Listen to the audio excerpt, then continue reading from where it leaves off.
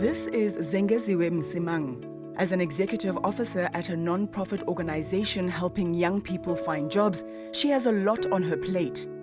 Operating in a country with one of the highest youth unemployment levels in the world is challenging enough, finding work for those with little or no education near impossible. We have something that we call NEETs, which is young people who are not in education, they're not in employment, and they're not in training. And while the country's recent unemployment figures paint a grim picture of mass joblessness, the numbers relating to young people are truly staggering. We're looking at almost 66% of young people who are not in employment right now. And when you round that out, looking at youth, that's 10 million young people between the ages of 18 and 35 that are not employed. Put another way, 2 in 3 young people who could be contributing to the economy can't find work. I think we should be alarmed. I think we should be gravely concerned. The economic impacts of 10 million jobless youth are significant. The social consequences, arguably, more so. They're doing drugs. You have young people who are not doing anything, so they're getting into the world of gangsterism or doing petty crime. Or as we saw with the July riots, which is not to blame young people only, but to say that a lot of these people who are coming out in waves are young people who are not working. And as if this toxic cocktail of drugs, gangsterism and violence weren't enough, in early 2020, things got even worse.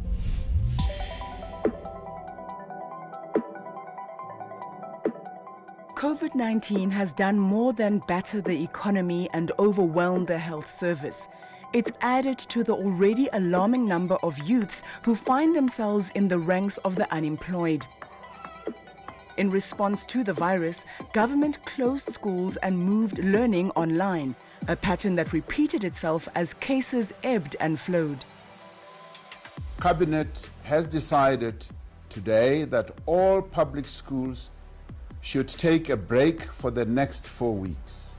Months later, a picture of the difference between policy and outcome is starting to emerge.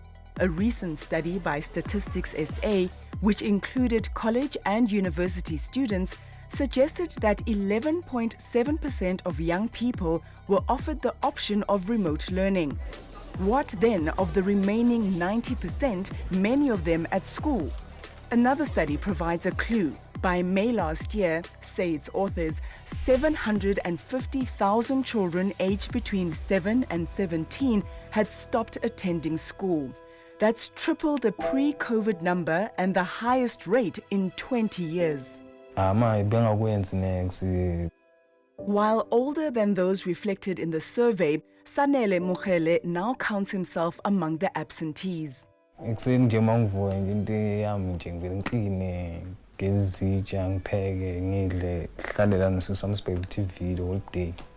On what is a school day in Kanana Park, south of Johannesburg, 𝗀𝗵𝗶𝘀 is whiling away his time at home. The pandemic presented him with challenges he simply wasn't equipped to deal with. A 2020 study showed that some young people over 18 years had access to smartphones that could be used for home learning. In communities like 𝗀𝗵𝗶𝘀's, that number plummets, so much so that online learning in Kanana Park is less tablet and more telephone.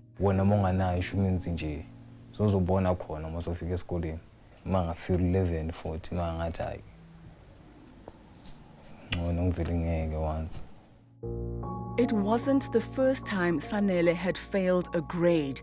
This time, though, the pandemic dashed any hope of bouncing back. And he's not alone. In this area, there have been a massive number of learners, just like 𝗀𝗵𝗶𝘀, who have decided not to return to the classroom. Right now, I'm on my way to meet another young man in a similar position. 20-year-old Thapelo Mogeletsane, already battling the demands of living in an impoverished community, struggled to adapt during the pandemic. Hard. Term 1, I failed at Term 1. That's jail lab. You have under pressure from there. But Thapelo's life-altering decision doesn't appear to have moved those entrusted with his education. when schools opened this year, did they call you? Abangani bami nje kuphela ama-classmate. Abomele staff principal zayo. One of more than 60% of learners in a lower grade than appropriate for their age, 𝗶𝗶𝗶𝗆's struggles began long before COVID. And while the pandemic was the straw that broke the camel's back, South Africa's dropout scourge is complex.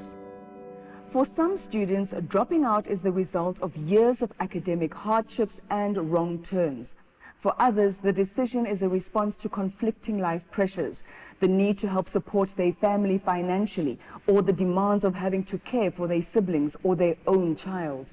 A child can be pushed from school through experiences at school, home factors and community factors that they navigate. 𝗀𝗏 Mansfield is director of NGO Zero Dropout. Now, as these factors increase in your life without any protective interventions, your disengagement heightens. And eventually your disengagement becomes so heightened that you completely disengage from school and drop out. In other words, dropping out isn't the result of a single event. Instead, it's a snowball effect of one challenge building on another, and a global pandemic has simply added more snow. So we see how the impacts of food security, job security, income within households have also been threatened. And that crisis and stress environment has impacts for our kids. So if we're looking at how those factors, both pushing and pulling kids from school, the increase in dropout is expected. There are many efforts that are being put into supporting children. What is lacking is societal involvement. 𝗀𝗁𝗃𝗃 is spokesperson for the Department of Basic Education. Where are we losing the kids to? When they are not in school, where are they? Maybe that's what we also need to ask ourselves. Who is there? Why are those people not bringing you back to school? It seems, in attempting to answer that question, the department sometimes opts for the stick over the carrot. Whether a caregiver, parent, or neighbor, or whoever you are, if you are not getting your child to be in school, especially if they're of compulsory school-going age, the law must take its course. And in this case, we said imprisonment of up to 6 months. But we are amending that to say 12 months now.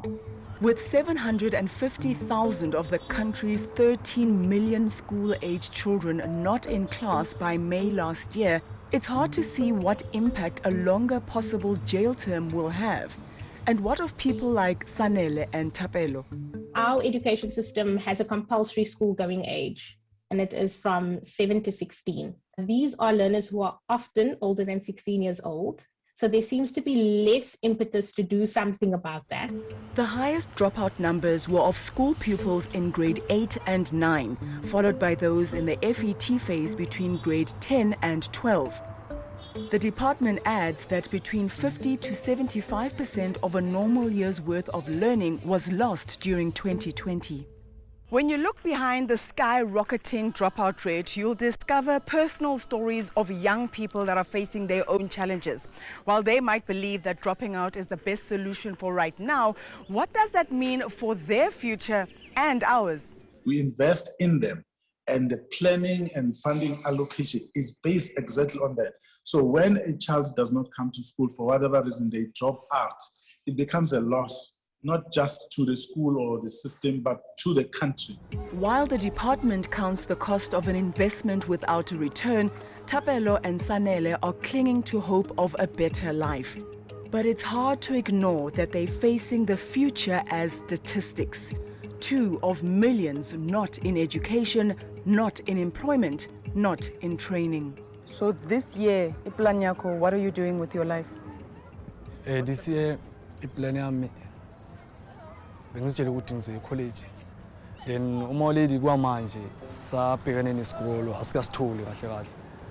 Asikasitholi and ngifuna ukuya college. At least isikolo sezandla ngikhona ukubona ukuthi ngenza njani.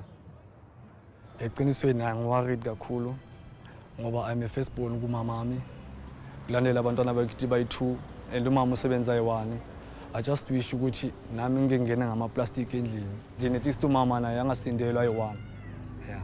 Ngithola umsebenzi fast nje umsebenzi o-right for mina before ngizokuthi ngiloku ngiganga yabo it's like ngoba ngiyazi mangiloku ngihleli la ejardini it's like maybe kungavuka le nto lo ukuthi hayi thingambe nyoganga it's like yabo ma ngithanda kanjalo.